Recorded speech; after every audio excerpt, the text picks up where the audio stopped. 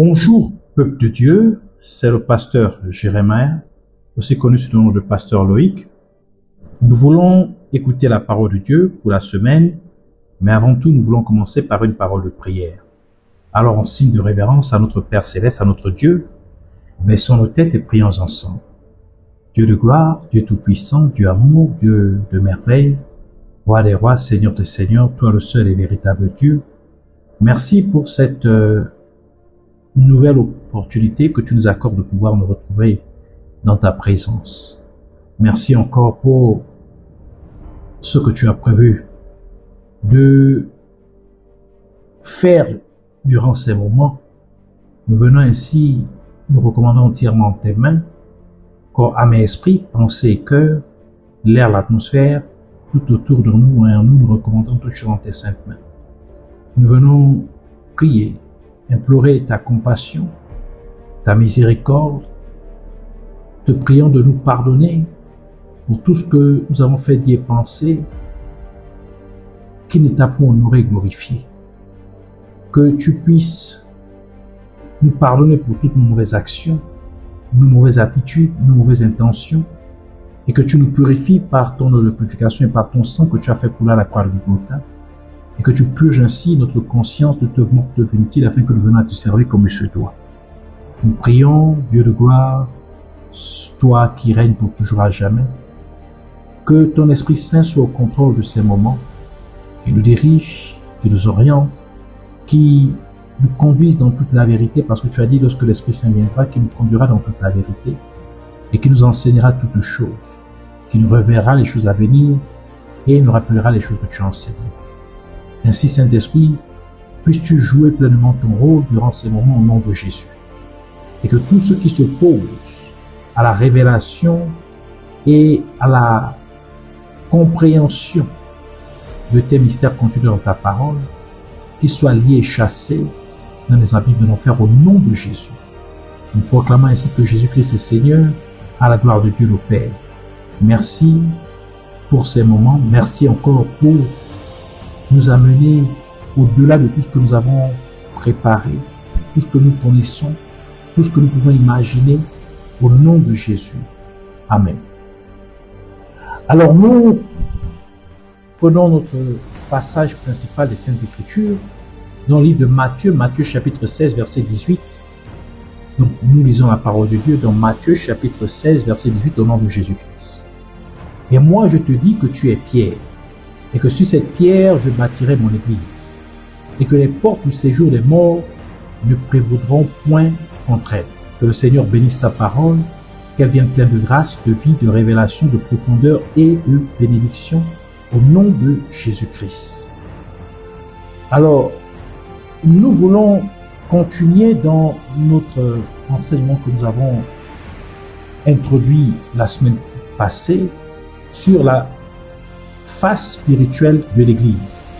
Avant que nous commencions, j'aimerais que vous puissiez partager cet enseignement à tous vos contacts afin que quelqu'un soit béni, afin que quelqu'un d'autre soit sauvé. Et si vous n'êtes pas souscrit sur notre page YouTube ou encore sur Facebook, que vous puissiez le faire, cliquez sur souscription et vous serez énormément bénis au nom de Jésus-Christ. Alors, nous parlons de la face spirituelle de l'Église, donc la deuxième partie. Comme nous l'avons déjà vu dans notre première partie de cet enseignement, Jésus-Christ a bel et bien bâti son Église sur le roc ou la pierre. Et nous pouvons nous rappeler comment Dieu a caché Moïse dans le creux du rocher, donc dans la pierre du roc, lorsque celui-ci a demandé à voir la face ou la gloire de Dieu. Donc Exode chapitre 33, verset 17 à 23 qui dit « L'Éternel dit à Moïse, je ferai ce que tu me demandes, car tu as trouvé grâce à mes yeux, et je te connais par ton nom. » Moïse dit, « Fais-moi voir ta gloire. » L'Éternel répondit, « Je ferai passer devant toi toute ma bonté et je proclamerai devant toi le nom de l'Éternel. Je fais grâce à qui je fais grâce, et miséricorde à qui je fais miséricorde. L'Éternel dit, tu ne pourras pas voir ma face, car l'homme ne peut me voir et vivre. L'Éternel dit, voici un lieu près de moi, tu te tiendras sur le rocher. Quand ma gloire passera, je te mettrai dans un creux du rocher et je te couvrirai de ma main jusqu'à ce que j'ai passé. Et lorsque je retournerai ma main, tu me verras par derrière, donc de dos. Mais ma face ne pourra pas être vue. De ce fait, Moïse, qui représente l'ancienne alliance, ou encore l'Ancien Testament, a vu le dos de Dieu. Tandis que la nouvelle alliance a vu Dieu face à face. Et Dieu a conservé la requête de Moïse dans sa main. Parce que Moïse voulait voir la gloire de Dieu. Il voulait voir la face de Dieu. Donc, Dieu a préservé cette requête de Moïse. Car Jésus-Christ déclare que ce qu'il tient dans sa main, personne ne peut lui enlever. Jean chapitre 10, verset 28 qui dit, je leur donne la vie éternelle et elles ne périront jamais et personne ne les ravira de ma main. Donc, ce que Dieu garde dans sa main, détient dans sa main, personne ne peut le lui arracher, personne ne peut le lui ravir. Le fait que Moïse était sur le rocher et que Dieu l'ait caché dans le creux du rocher nous révèle que la gloire de Dieu ne se manifeste pas n'importe comment, mais que c'est dans l'Église qu'elle est accessible. Par conséquent, si vous faites partie de l'Église de Dieu, vous avez droit à la gloire de Dieu. Ainsi, puisque Moïse était caché dans le creux du rocher, Dieu devait passer par là. Donc Dieu devait visiter là où Moïse était caché. Cela implique que lorsqu'une personne est cachée dans le rocher, Dieu doit passer par là. Dieu doit passer par là où la personne se trouve. Et l'évangile de Jean nous dit qu'à la mort de Lazare, on plaça une pierre devant son tombeau. Jean chapitre 11, verset 38 à 44 qui dit, Jésus frémissant de nouveau en lui-même se rendit au sépulcre. C'était une grotte et une pierre était placée devant. Jésus dit, ôtez la pierre. Marthe, la sœur du mort, lui dit, Seigneur, il sent déjà, car il y a 4 jours qu'il est là. Jésus lui dit, ne t'ai-je pas dit que si tu crois, tu verras la gloire de Dieu? Ils ôtèrent donc la pierre et Jésus leva les yeux en haut et dit, Père, je te rends grâce de ce que tu m'as exaucé. Pour moi, je savais que tu m'exauces toujours, mais j'ai parlé à cause de la foule qui m'entoure, afin qu'ils croient que c'est toi qui m'as envoyé. Ayant dit cela, il cria d'une voix forte, Lazare, sort. Et le mort sortit, les pieds et les mains liés de bandes, et le visage enveloppé d'un linge. Jésus leur dit, déliez-le et laissez-le aller. Ainsi,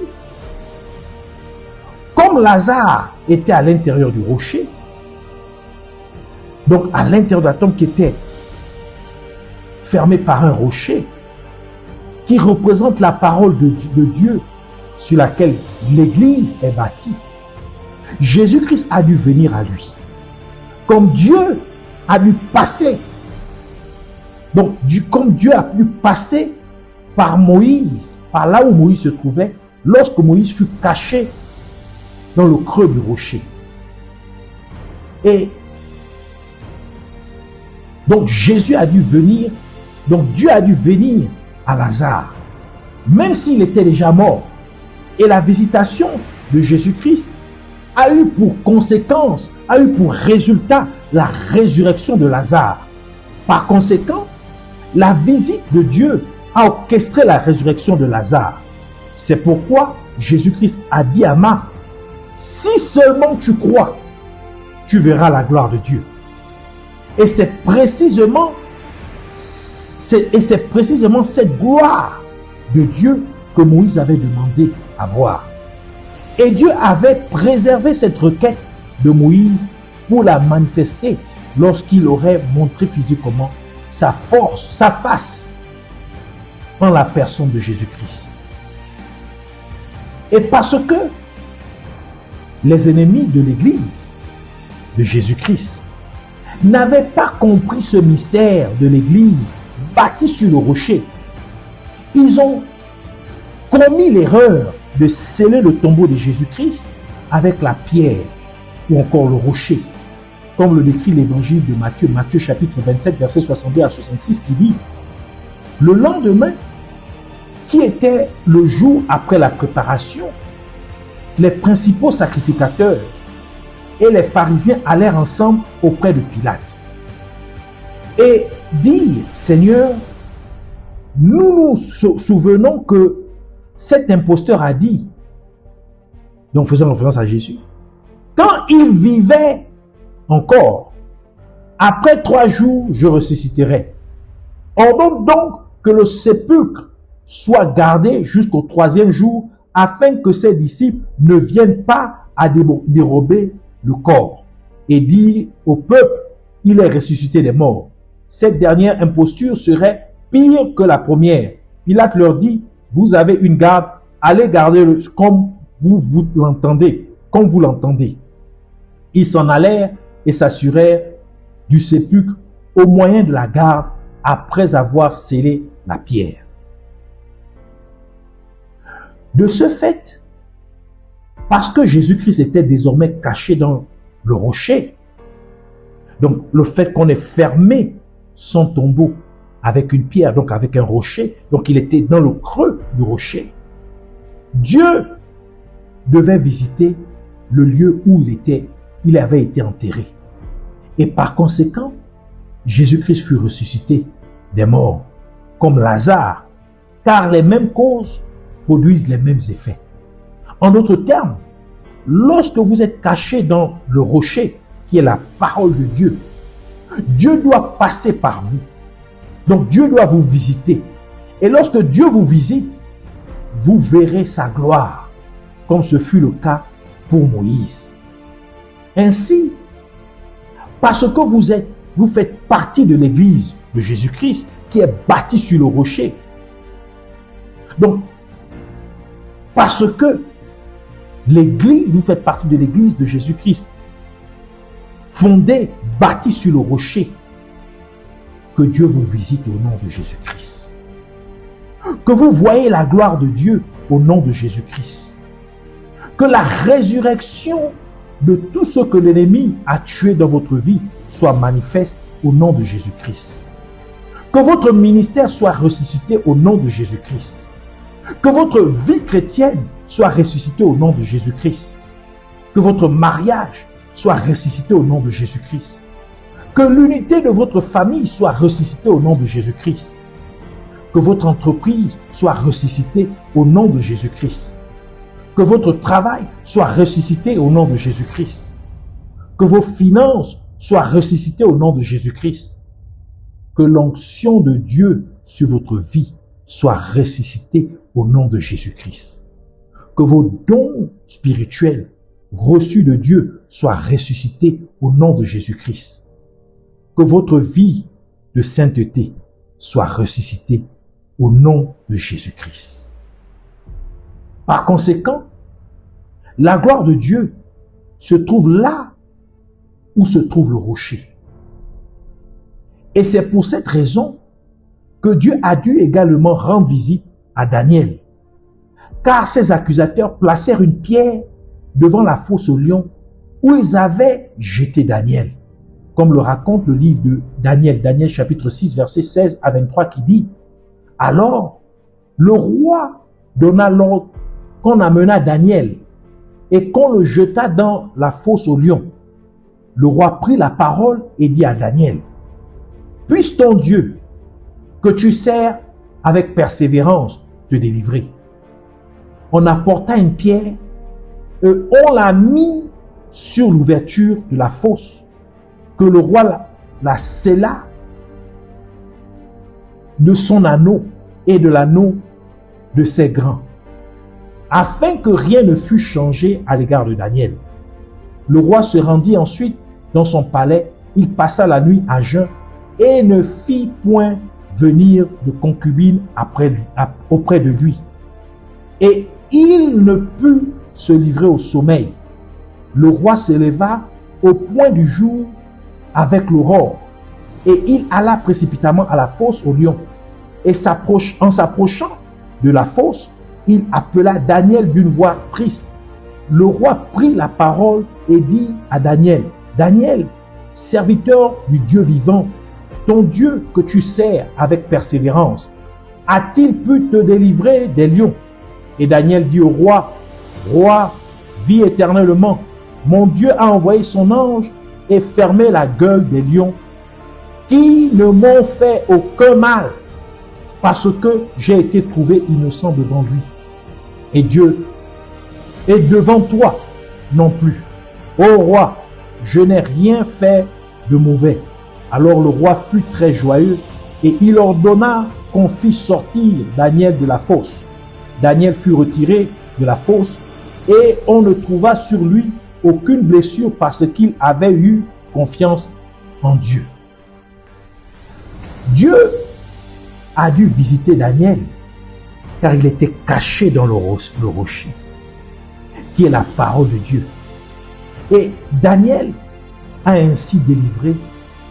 été ainsi délivré de la mort. Que vous soyez ainsi délivrés de toute fosse au lion au nom de Jésus-Christ. Que vous soyez délivrés de la mort au nom de Jésus-Christ.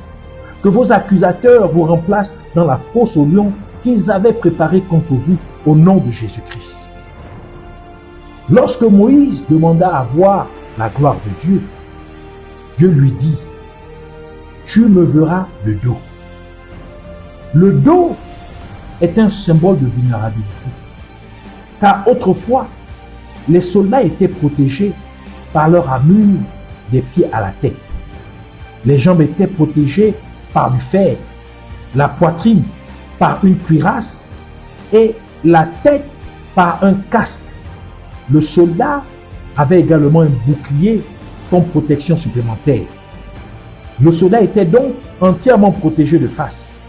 Mais si quelqu'un le frappait par derrière, il serait certainement touché.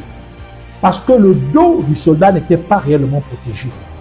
Il était exposé car les soldats étaient généralement censés faire face à leur adversaire. Ainsi, en montrant son dos à Moïse, Dieu se rendait vulnérable à l'humanité. Et ce faisant, Dieu prophétisait que lorsqu'il se rendrait physiquement vulnérable à l'humanité, il serait tué. Il montrerait alors sa gloire. Et cela est impliqué dans le livre de Philippiens.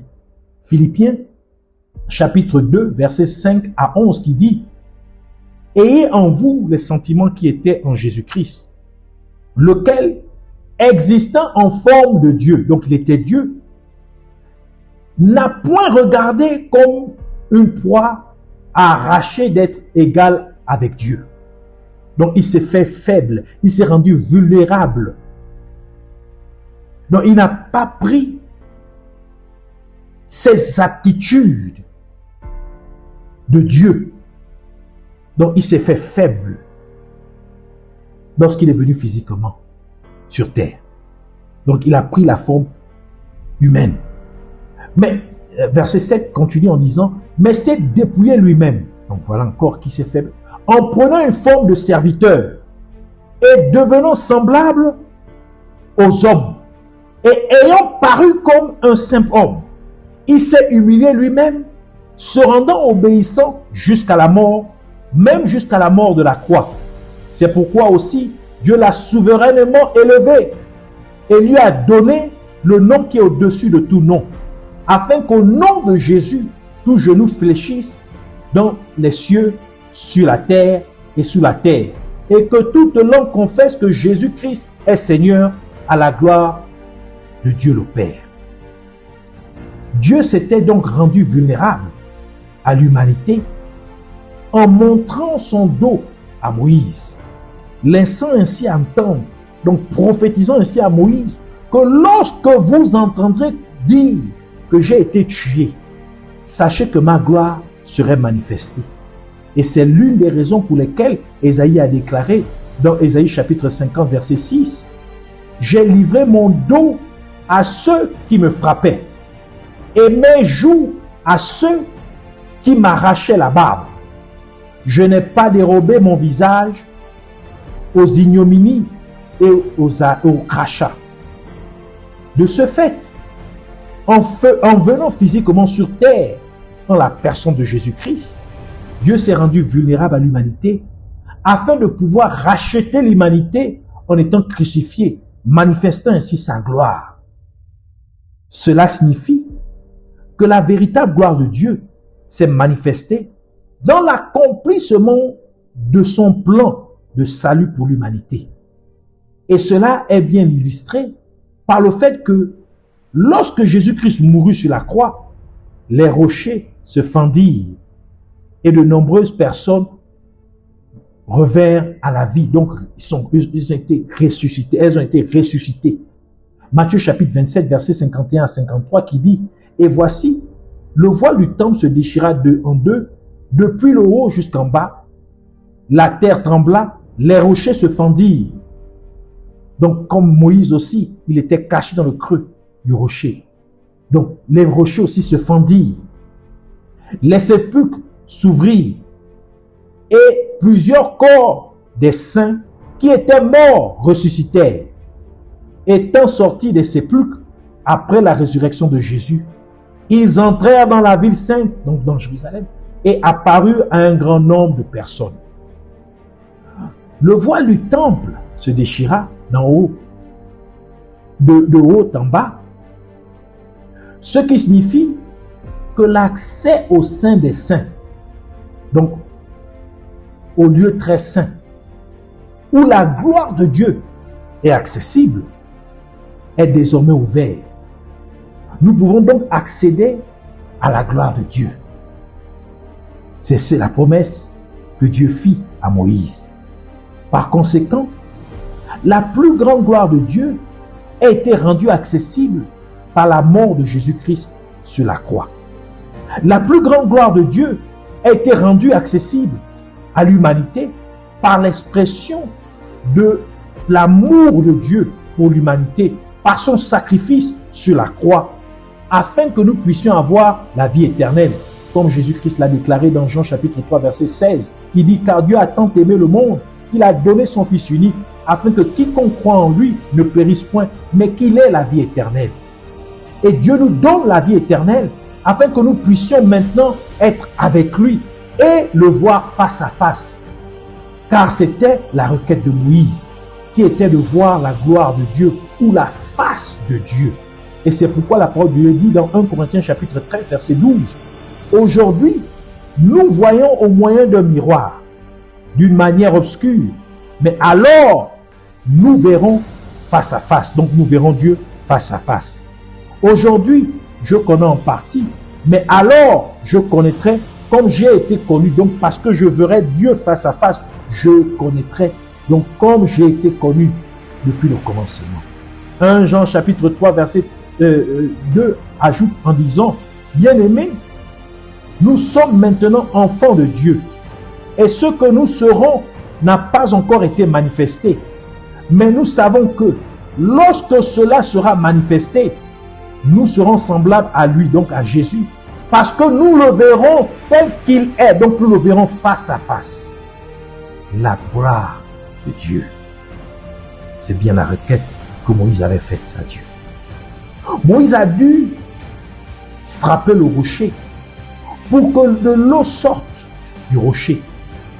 Et nous savons que ce rocher était Jésus-Christ, tel que le livre de 1 Corinthiens nous le dit, dans 1 Corinthiens chapitre 10, verset 4, qui dit « Et qu'ils ont tous bu le même breuvage spirituel, car ils buvaient à un rocher spirituel qui les suivait, et ce rocher était Christ. » Cependant, lorsque Jésus-Christ mourut, nous remarquons que le rocher fut fendu sans avoir été frappé par quelqu'un. Tout simplement parce que Jésus-Christ, étant le rocher des âges, fut battu, donc fut frappé, tel que le déclare le livre d'Ésaïe. Ésaïe chapitre 53, verset 4 à 5. Ésaïe chapitre 53, verset 4 à 5 qui dit « Cependant, ce sont nos souffrances qu'il a portées. C'est de nos douleurs qu'il s'est chargé. Et nous l'avons considéré comme puni, frappé de Dieu et humilié. Mais il était blessé pour nos péchés, brisé pour nos iniquités. Le châtiment qui nous donne la paix est tombé sur lui. Et c'est par ses meurtrissures que nous sommes guéris. » Donc Jésus-Christ fut frappé. C'est pourquoi les rochers se fendirent, afin que de l'eau de vie, donc l'eau qui donne la vie éternelle, puisse maintenant couler, que nous puissions boire de cette eau pour avoir maintenant la vie éternelle. Comme Moïse frappa le rocher afin que le peuple d'Israël puisse s'abreuver au rocher. Ainsi, parce que nous n'avons pas eu à frapper le rocher de la même manière que Moïse le fit, nous avons donc de l'eau gratuitement. Et c'est pourquoi le prophète Ésaïe ajoute dans Ésaïe chapitre 55 verset 1, « Vous tous qui avez soif, venez aux eaux. Mais même celui qui n'a pas d'argent, donc qui vient boire et recevoir gratuitement la vie éternelle, il dit, venez acheter et manger. Venez acheter du vin et du lait sans argent, sans rien payer. Donc venez recevoir la vie éternelle gratuitement. Il suffit seulement de croire en Jésus. » Josué a déclaré que le rocher serait un témoin. Josué chapitre 24, verset 26 à 27 qui dit « Josué écrivit ces choses dans le livre de la loi de Dieu. Il prit une grande pierre qu'il dressa là sous le chêne qui était dans le lieu consacré à l'Éternel. Josué dit à tout le peuple, « Voici, cette pierre servira de témoin contre nous, car elle a entendu toutes les paroles que l'Éternel nous a dites.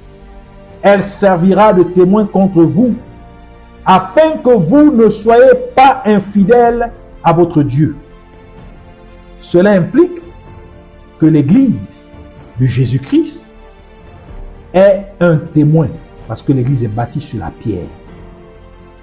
Car Jésus a dit à Pierre, tu es Pierre, je te dis, sur cette pierre je bâtirai mon Église.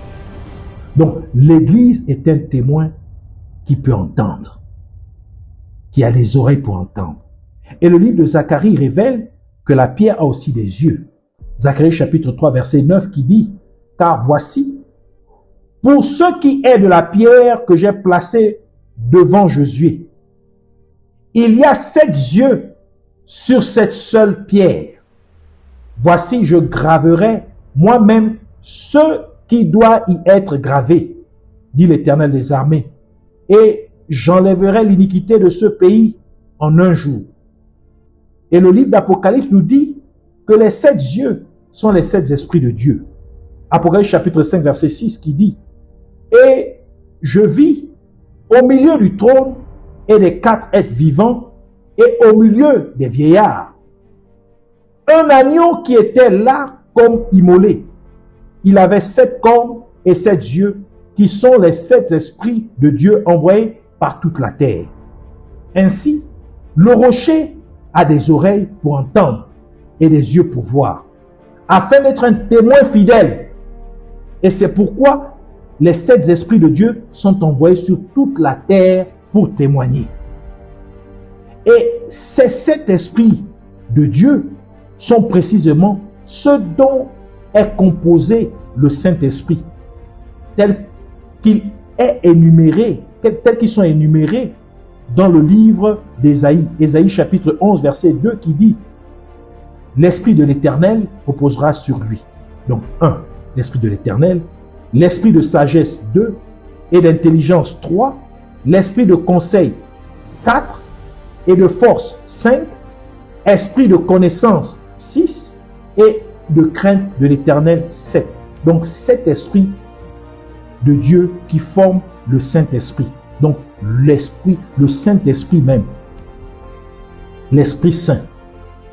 Cela nous révèle donc que par le Saint-Esprit présent dans l'Église, l'Église peut entendre vos difficultés. Par le Saint-Esprit, l'Église de Jésus-Christ peut voir vos douleurs, peut voir vos peines, peut voir vos souffrances. Par conséquent, lorsque vous rencontrez des difficultés, venez à l'Église pour les présenter à Dieu. Et c'est ce que Anne fit lorsqu'elle ne pouvait enfanter. Elle apporta son problème au temple de Dieu. Et elle donna naissance au prophète Samuel. Et nous pouvons nous rappeler que lorsque Jésus-Christ s'apprêtait à ressusciter la fille de Jairus, il n'autorisa que Pierre, Jacques, Jean, ainsi que le père et la mère de l'enfant à être présents, comme le précise l'évangile de Marc.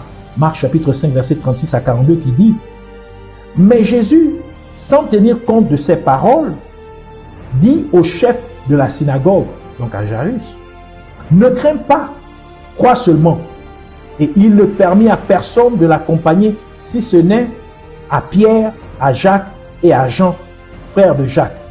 Ils arrivèrent à la maison du chef de la synagogue où Jésus vit une foule bruyante et des gens qui pleuraient et poussaient de grands cris. Il entra et leur dit, « Pourquoi faites-vous du bruit et pourquoi pleurez-vous?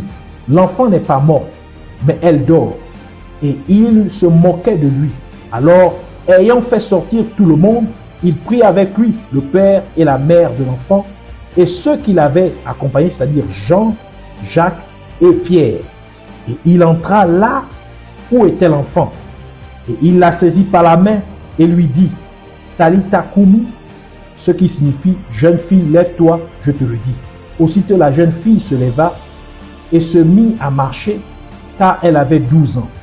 Et ils furent dans un grand étonnement.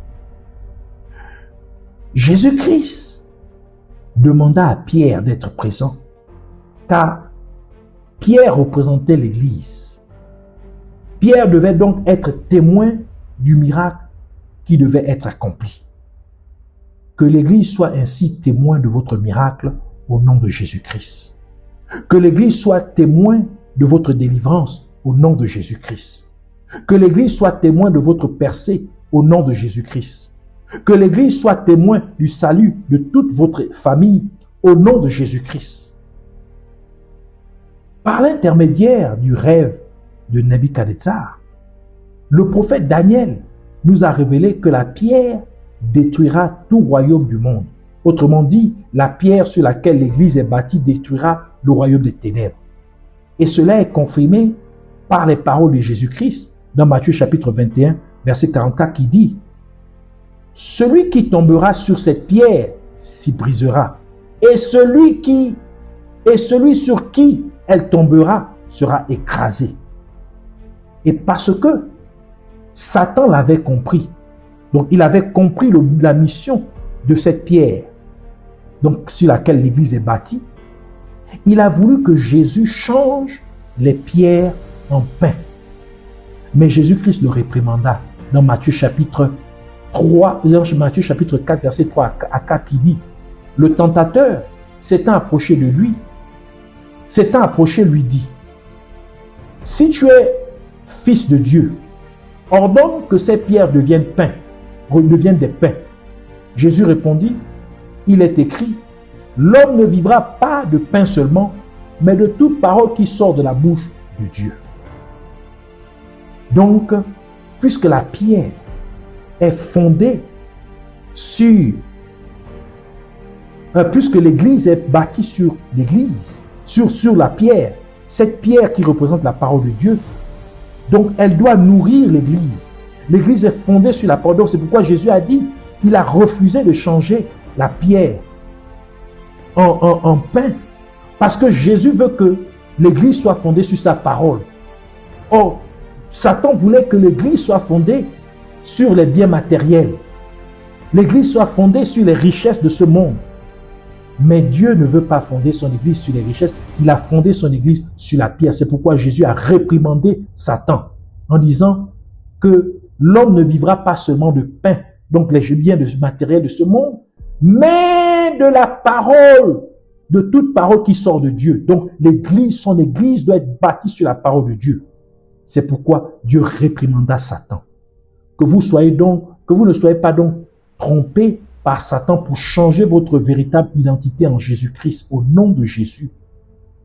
Que vous ne soyez pas bernés pour changer votre position en tant que membre de l'Église de Jésus-Christ, au nom de Jésus. Que vous soyez bâtis sur la vraie parole de Dieu, au nom de Jésus. Que vous ne suivez pas donc les richesses, les biens matériels de ce monde, au nom de Jésus, mais que vous soyez attachés, fondés, établis sur la pierre, le rocher des âges, Jésus-Christ, qui est la parole de Dieu, au nom de Jésus. Ainsi, je vous invite à prier avec moi en répétant cette prière et Dieu va vous bénir énormément au nom de Jésus-Christ. Dites, je te remercie, Abba Père, merveilleux Sauveur, Yahweh, merci pour cet enseignement profond de ta parole. Et parce que je suis en Jésus-Christ, qui est la tête de l'Église, je fais ainsi partie de l'Église de Jésus-Christ. Et parce que l'Église est bâtie sur le roc, donc sur le rocher, je suis donc caché dans le creux du rocher. Je décrète ainsi que Dieu me visite comme il visita Moïse au nom de Jésus-Christ. Je décrète que je vois la gloire de Dieu au nom de Jésus-Christ. Et de la même manière que Dieu visita Lazare et que Lazare fut ressuscité, je déclare ainsi que tout ce que l'ennemi a tué dans ma vie est ressuscité au nom de Jésus-Christ. Je décrète que mon ministère est ressuscité au nom de Jésus. Ma vie chrétienne est ressuscitée au nom de Jésus-Christ. Mon mariage est ressuscité au nom de Jésus-Christ. L'unité de ma famille est ressuscitée au nom de Jésus-Christ. Mes affaires sont ressuscitées au nom de Jésus-Christ. Je décrète que mon mariage, mon travail est ressuscité au nom de Jésus-Christ. Mes finances sont ressuscitées au nom de Jésus-Christ. Je décrète que l'onction de Dieu sur ma vie est ressuscitée au nom de Jésus. Mes dons spirituels attribués par Dieu sont ressuscités au nom de Jésus. Ma vie de sainteté est ressuscitée au nom de Jésus-Christ.